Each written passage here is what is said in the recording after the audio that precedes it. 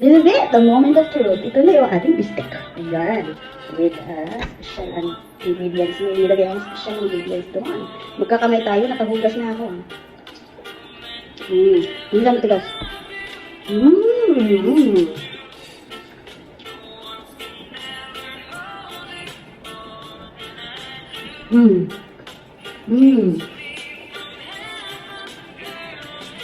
May dapat may side dish tayo.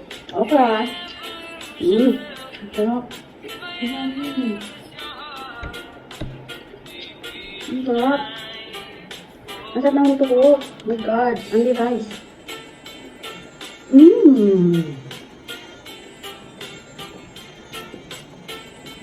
Pasalamat talaga ako. Ngayon, ko masarap magluto. So, naman na. Ang sarap. Ang sarap matigas guys.